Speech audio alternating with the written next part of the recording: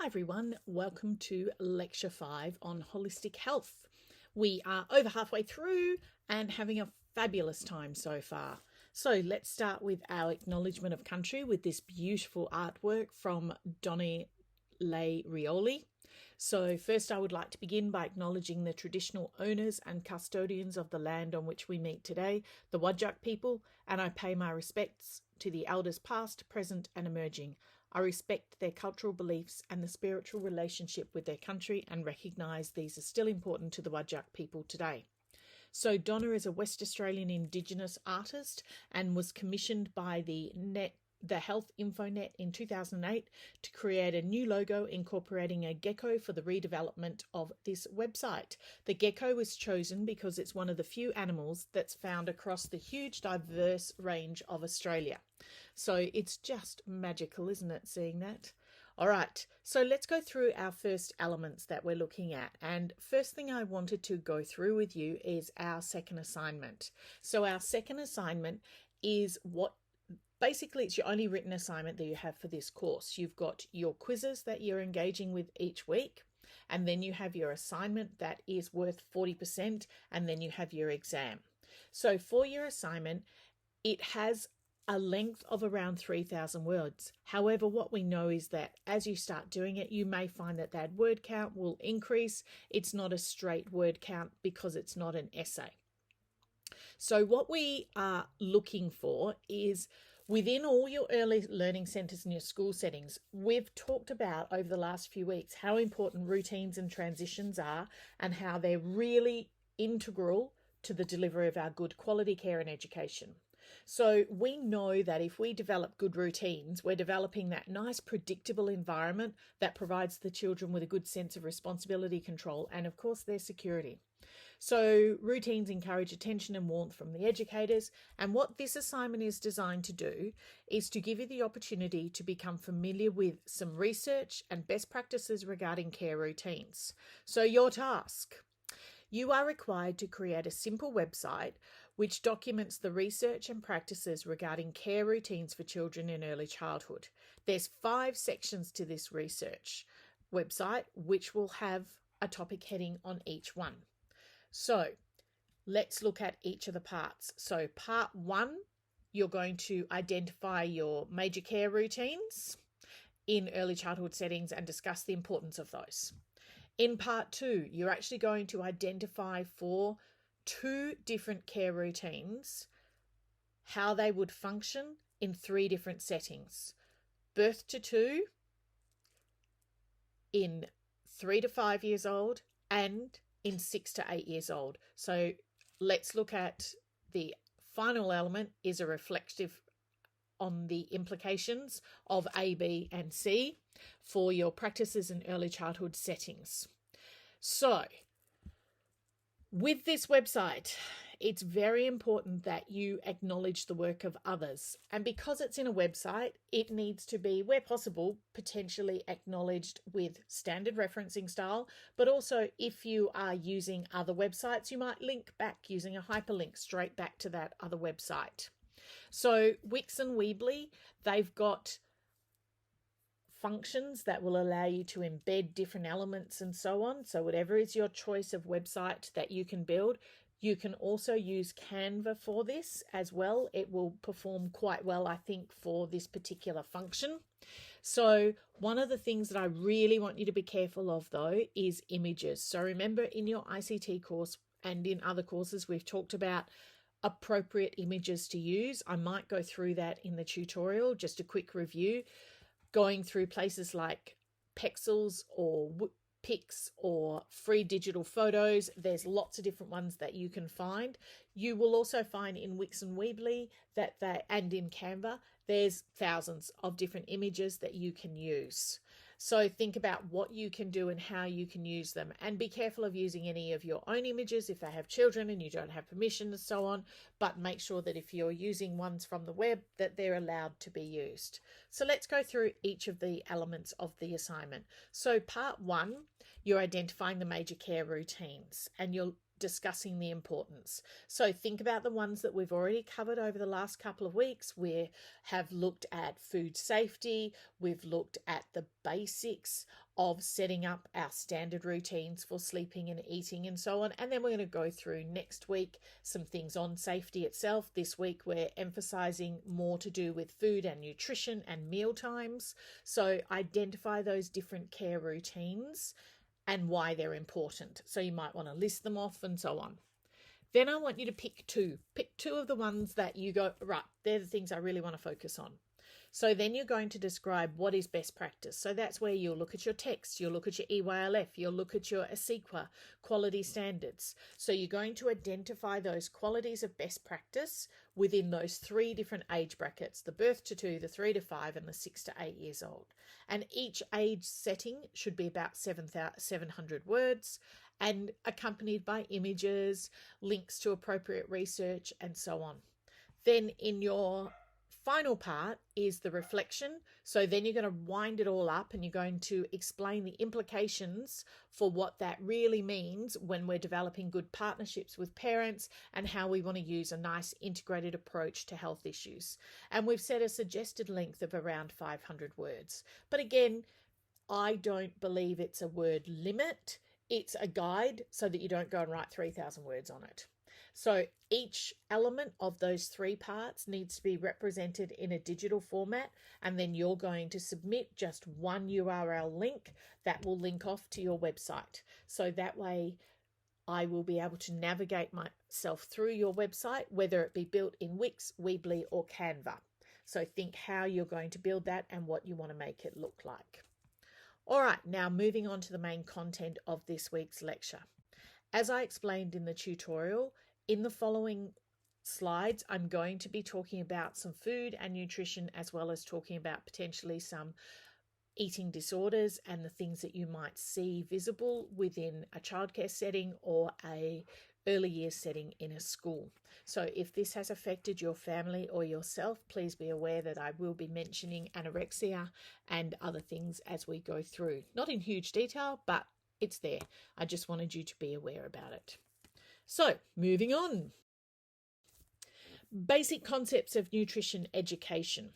So children must have food to grow and have healthy bodies. We know that. So eating food, it helps us grow, it helps us play, it helps us learn, it makes us feel good. We all love the joy of an indulgent meal of some sort.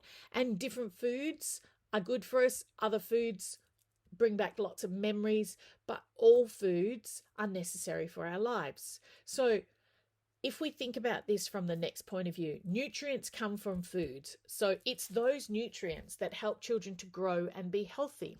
They do lots of different things in our bodies, and many different nutrients are needed every day. So that's why we constantly talk about having a balanced diet. So foods provide the basic nutrients that were needed for our body to grow, repair, regulate, and to repair itself and maintain itself. So in our third point, a variety of food should be eaten each day. No one food provides all of the needed nutrients. So it means that as educators, we want to give children opportunities to look at how different foods taste, feel on their tongue and so on, react in their tummies, and give them all of those different opportunities. So we want kids to be able to see how different foods can change in their color, their shape, their taste, their texture. We want to introduce things like different food pyramids. We want them to understand what food is and how it can be good for us and how it can influence our body and our feelings and so on. So our basic concepts of nutrition education. So we have basic macronutrients. They provide energy, and they are our carbohydrates, our fats, and our proteins. So proteins, we know they are the major building blocks for our body. These nutrients provide lots of energy through lots of calories that help to run our bodies.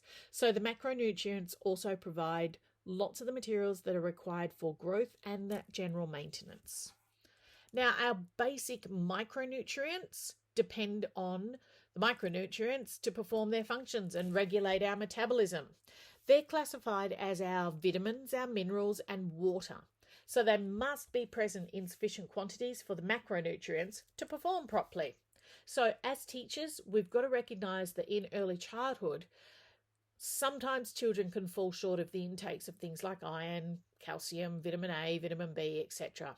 So an understanding of the influence of the macronutrients, carbohydrates, fats and proteins, together with our micronutrients of our little minerals and vitamins, help us to provide good menus that give all of the required amounts, particularly our recommended daily allowances. Now, water. Goodness gracious, do we not constantly battle to consume enough water? So it's necessary. They've done lots of studies. They know that for a body to survive, it needs to have lots of water. We can only survive essentially 3 days without water, and for little children, it might even be even less. It is about 70% of our body, and it's the way that our body transports nutrients and oxygen.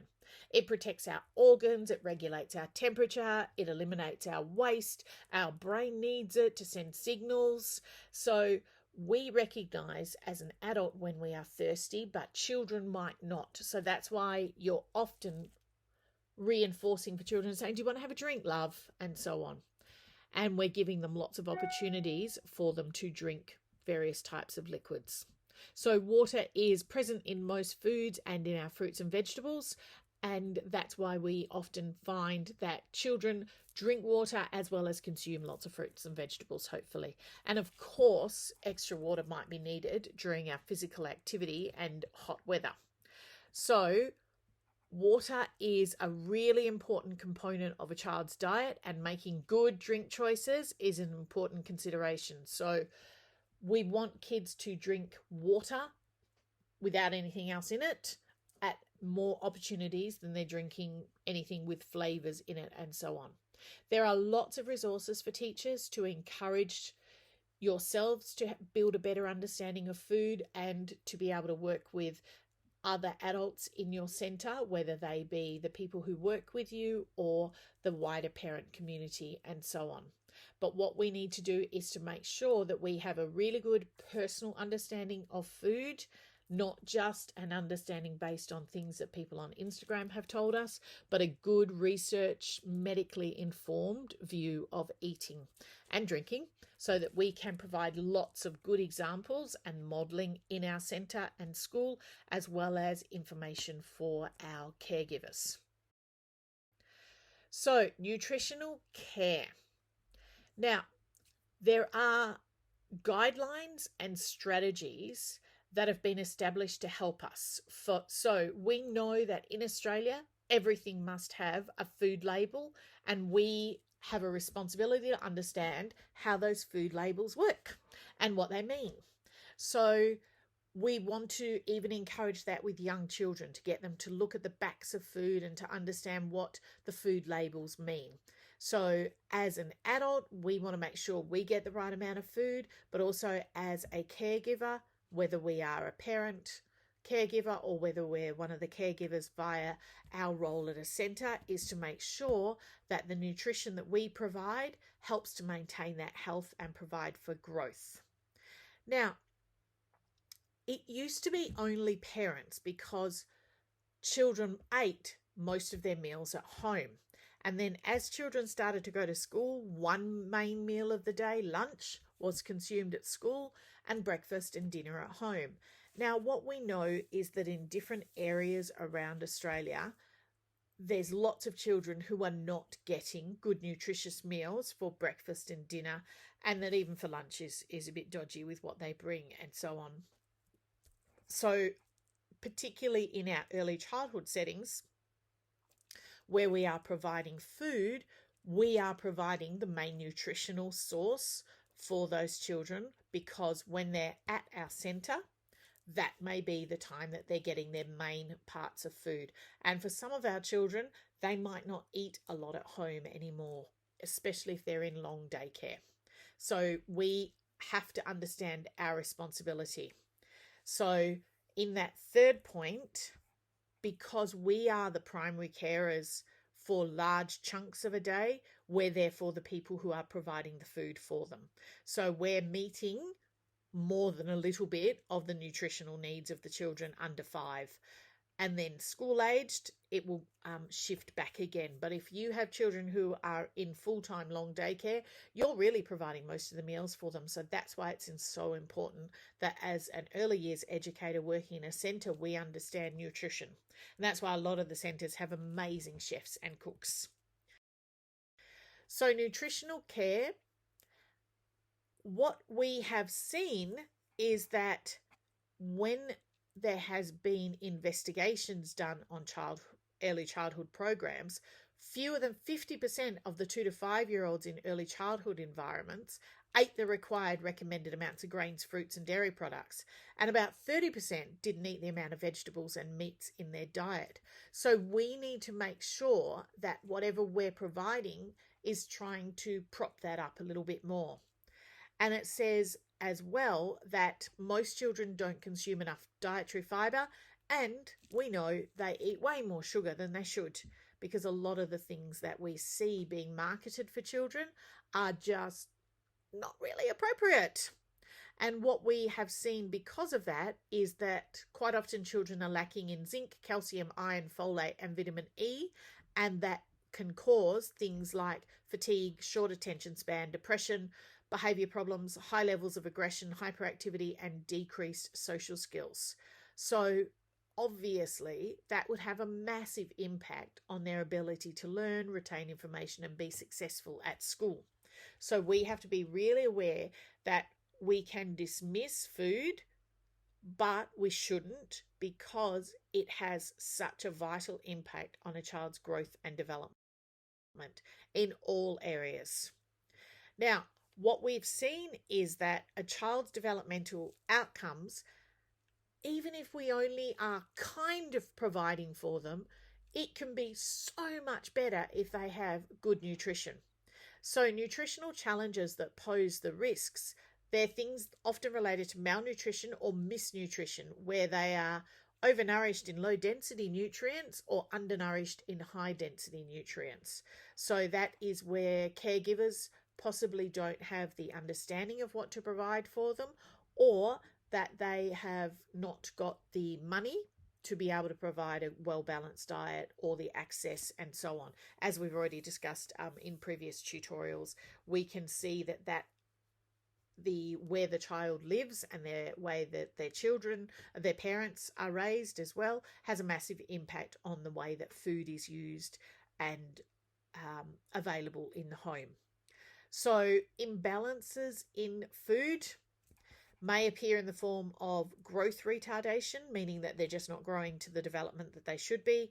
We see it as hunger, we see it as obesity, we see it as things like iron deficiency, which manifests as anemia, and we may even see in very young children cardiovascular disease, which is increasing, unfortunately, way too rapidly.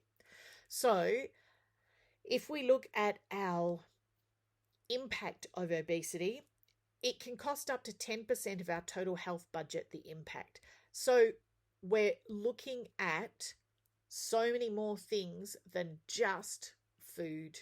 We're looking at massive long-term implications if we don't have children who understand what food is and are exposed to varieties of food, and if we don't have caregivers who understand how to provide and prepare nutritious food for small children. So that leads into this idea of helping our caregivers to provide good nutritional education. So nutrition information, we have to share that with parents and other family members, because what we know is that'll lead to a much healthier and productive environment for the families. So helping families to be active participants in the children's nutrition education, we now know it is fundamental to achieving success. Just going through it with the children, it makes no impact. They're not the people who are buying things. They're not the people who are putting those things on the table. We have to involve the family nicely and respectfully, but we have to involve the family. So nutritional education activities, we need to think, how do we build them in authentically into our days that we're doing things? So we're building in the understanding and the practices of healthy behaviours with food, using the right language, talking about the right things, providing the right experiences for our children. So if we then go back to how do children learn about food, where do they learn about it, and what are the sources of it? So a preschool is going to be influenced by others and by television and what they're seeing on their iPads and their YouTube and their ads. And those choices that they make have a direct relationship on their health and well-being of that preschooler. Now, a teacher uses lots of activities to bring awareness to our children and provide better nutritional choices. And what we can do is we can really encourage the children to be involved with food selection, preparation, and meal times. So giving the kids opportunities to cook, to serve themselves, and so on.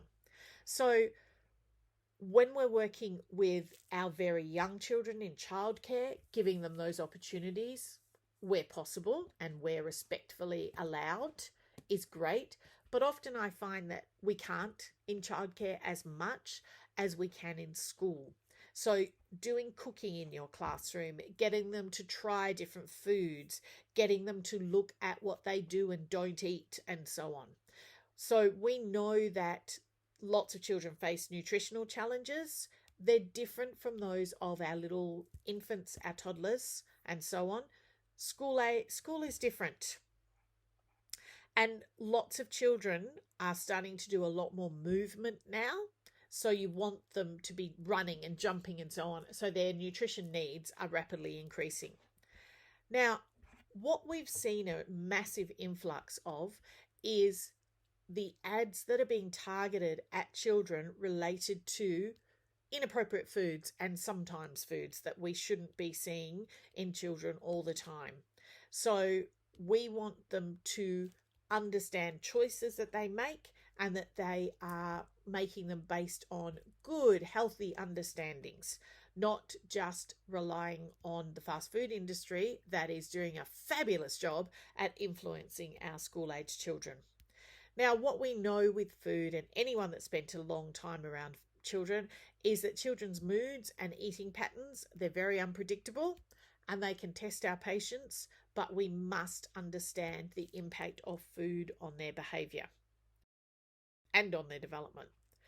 So let's think about how children are trying different foods.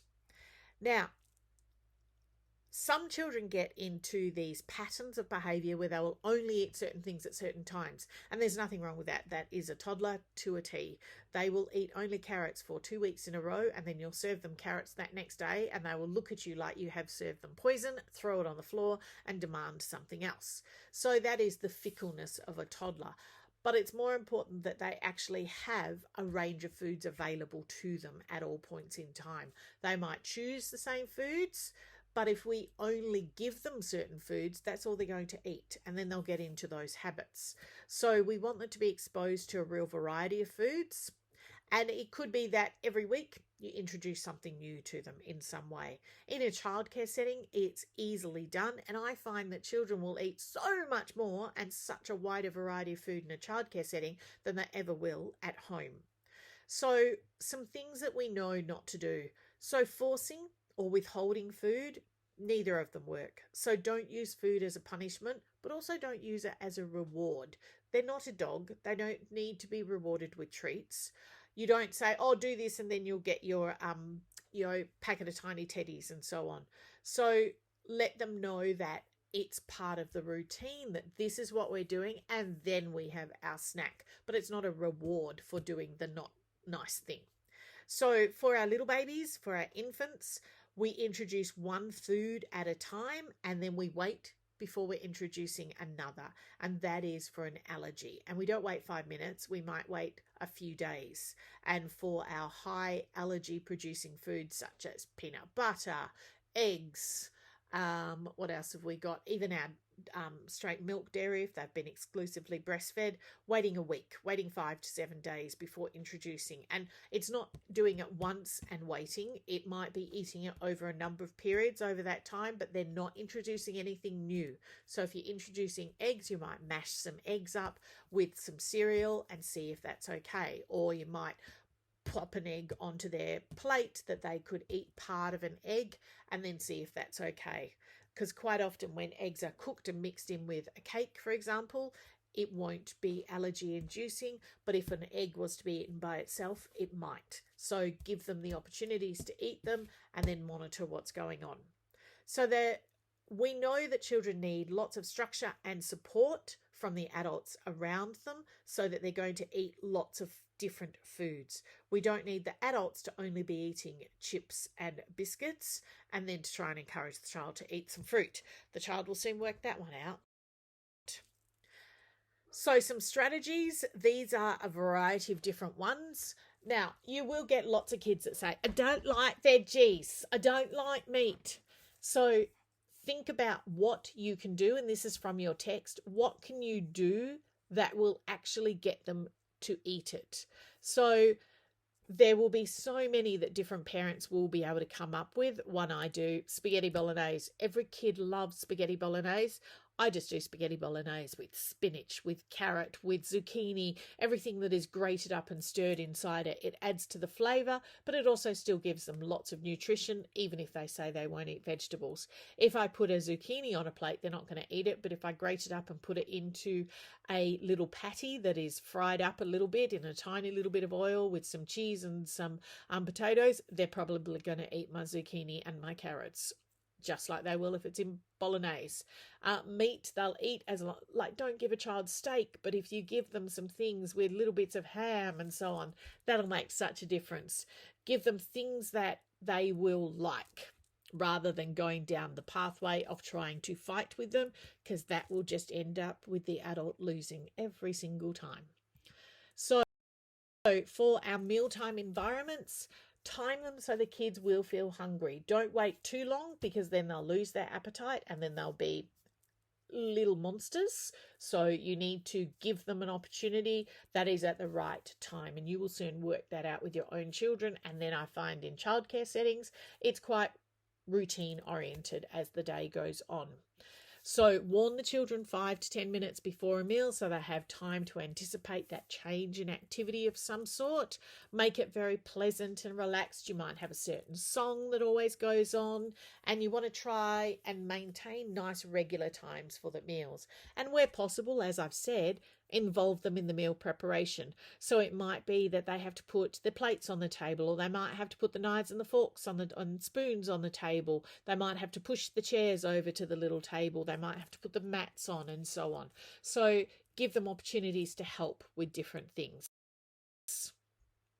So what are they going to be learning at meal times? Because every opportunity in a childhood setting is an opportunity for learning. And we want to think about what we can do.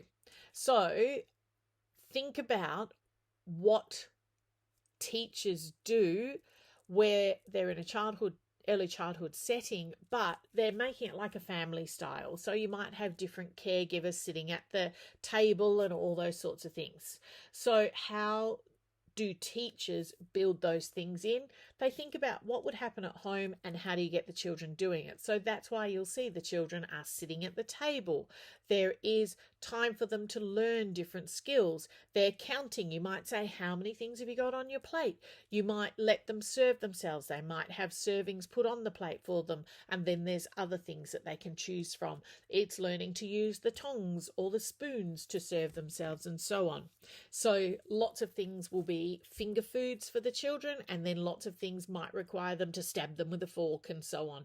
So give them opportunities to do things such as pouring or spreading or cutting and spearing and so on. So all of those are developing our gross and fine motor skills. So our mealtime routines are important, but we can build learning into some of those as well. So letting them talk to one another, and then going through the experience of cleaning up after themselves as well. So picking things up, taking them over to the appropriate place, or stacking them, scraping them, and then potentially even doing the first wipe down of the table and so on. So it's not that they are being punished for doing anything with making a mess. It's that they're learning how to clean up after themselves, because they do spill things all the time, but can it be built into your routine? So when you're in a childcare setting, sometimes it might not. When you're in pre-kindy, kindy or pre-primary setting, absolutely the children can start to clean up after themselves and even just have different children rostered on. Everybody has somebody on the table that has to clean up and so on. So build in those different routines and what can happen. So what we know is that if we can get adults sitting with the children during their meal times, it actually helps, number one, a bonding process. I didn't get that. But it also looks at how we can develop good conversations at the meal times and so on. So we're connecting with the children. We're giving them time to ask us about different foods and ask us about nutrition and ask us about hygiene, sitting up properly, all those little things that we have, some counting activities. Lots of great things happen around a lunchtime table. So let's have a think about children and eating disorders. Now, there is standard time of children where they will be very, very, very, very fussy about things. And we've all seen them where they will only eat certain things for certain periods of time. Now, that is within a range of normal. However, what we know is that we do have children who start to develop eating disorders quite young. So we're having children as young as 7 who are developing disorders. Now, there is no reason for it that is apparent. We're just starting to see it. Oftentimes, an eating disorder is based around control. It can also be based around textures. So sometimes children who are diagnosed with autism, they find textures very tricky. Sometimes children who have things like dyspraxia, where they have an inability to do the motor planning for chewing and eating and swallowing, they can develop disorders of different sorts as well. So there's no single cause for it. There could be a multitude of causes. So we need to think about how we would document something if we are noticing that a child is not eating or is eating with issues. So we have anorexia, and that is where kids or adults, young adults, become very afraid of gaining weight and think that their body is too fat. So it's often accompanied with a body dysmorphia where they're not seeing what we see. And that can take a form of extreme restriction of food. Basically, they just stop eating. It might take a form where they are removing food from their bodies as quickly as possible after eating it. And oftentimes it's also accompanied by something like depression or anxiety. So we don't talk about a child having anorexia. We would talk to the parents and we would notice potentially, yes, that they are not eating, or that they're eating but then doing other things and so on. So you might see them withdrawing from different activities and so on. But what we will be able to do is to talk to the caregivers in some way. So we need to be really aware that we're noticing different things. And this is where this idea of having disordered eating versus eating disorders. So most people will have some healthy attitudes and behaviors around it. Then there will be children and young adults who will go through this idea of compulsive eating, whether that be overeating or undereating or only eating certain things. And they will also potentially be talking about it a lot or not talking about it at all. And then we move into the actual eating disorders that are clinically diagnosed. You're not likely to have very many in some schools, but you may occasionally encounter them in some forms. So being aware, noticing things, that is more important than diagnosing. So it goes along with lots and lots of things that you will see. Having a child who doesn't eat at school doesn't mean they don't eat at home. It means you have a conversation with the caregivers about it. So being really aware of everything and noticing, that's the part where you can then start to talk with the caregivers. And just so that you can have a little bit more information, is that anorexia or eating disorders, they affect every part of a child's body, and it goes on through adulthood as well. So I think we need to be helping caregivers to understand that a little bit of an issue with food is not a drama if it's going to go away, but when it keeps going, then it becomes a drama. Now, we also have sometimes influences from outside. So this was an image I found of a t-shirt that is sold. So society still perpetuates the idea that skinny is good, or that boys should have lots of big muscles.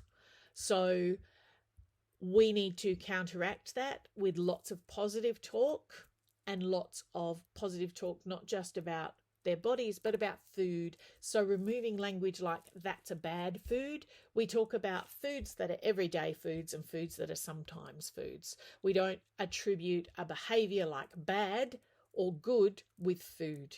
We talk about foods that can make us feel great and that are great to have every day, and they're really good for our bodies and help all our organs to function really well. And then we have foods that are not so great for us because they're not as good for our bodies, and they're foods that we should only have occasionally. So we need to use the right language so that we're not perpetuating some of those issues as well. So our role is to provide those nutritious foods and meals for the children. The children's role is to work out what they're going to eat and how much they're willing to eat. And we need to respect both of those roles. We don't go over and say, that's a bad food, you shouldn't eat it. We go and say, oh, have you had enough of that? And then the child can respond and say, oh, I want a bit more. And you go, okay, that's fine. What about you have another piece of that? And then we can look at some other foods that you can have. So you're helping them to make good decisions, but you're not telling them what to do with it. Now, when we are serving, if we are in a childcare setting and we're serving, make sure they're appropriate to the child's age, because if they're having modelled at home that you eat everything on your plate and then we're giving them quite large servings, they'll try and stuff themselves at childcare. And conversely, we don't want to give them too little if they're not encouraged at home to go and ask for more if they're still hungry, and so on. So you want to expect, though, that some children will not eat at certain times and some children will only eat 2 things on their plate. So be aware of it, but don't let them fill up on things like milk if they don't want to eat. So choose your battles carefully, and generally I don't choose to have food as one of my battles when I'm working with little people, because it's not worth it. They will eat later, and if they don't, then you need to look at why, and there'll be a greater problem. And you'll need to investigate the textures, the food, the tummy, the bigger physical issues that they might be having, and so on. So when it comes time to our educational implications of that, so what we know, good nutrition helps children maintain their health and fight off infections, colds, and other communicable diseases. That applies to adults. So, my dears, make sure you, particularly while you're on prac, have a real focus on good nutrition. Do your meal prepping for the week so that you are taking in really healthy foods each day with lots and lots of fruits and vegetables and lots of good nutritious food, so that you are modelling for the children what you want to see with them as well. And so in childcare, look at what and how you can help the children to understand what is food that they should be eating all the time. Now, as part of your health curriculum, you would want to be making sure that you are providing lots of activities in school to do that. And when you're in a childcare setting, having lots of good conversations about the different foods that they're having and so on. And where possible, get the children involved in food preparation. I know that you will have different ways of doing that, so see what can be done. And make sure that any adult preparing the food and the menu has the right education about it all. We don't want to have perpetuation of inappropriate foods being used. Some further educational implications. You could have requests for healthy snacks for class parties. You could think about the fact that forcing or withholding food, both of them are wrong. We shouldn't be doing it. They're ineffective. They don't help. That we want to use food as something that sustains us. It's not a reward. So it's not, oh, if everybody does this, they get the chocolate Freddo that I have. It's using it in a different way. We want to, where possible, take part in some nutrition training and share those experiences with other educators. We want to make sure we've got access to some good resources, and there are so many resources around. Just make sure they're good ones. And we want to make sure that we are involving our family and community members in lots of good nutritional education activities, and we're being a really good role model for those children and parents around us. So young children are in the process of developing their habits and their eating activities. So therefore, we want to make sure that we are being the best role models possible, so that we want kids to use lots of food and understand the impact it has on their bodies, and try out lots of new foods and try lots of textures and so on.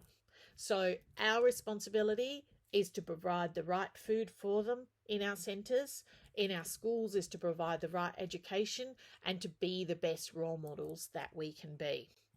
So in our tutorial this week, we are looking at a quiz as normal. We're talking about feeding our infants, eating schedules. We're looking at a case study and having good conversation about it.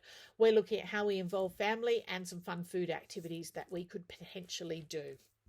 And thank you very much. Next week's lecture, I'll be going through lots of different things to do with routines as well.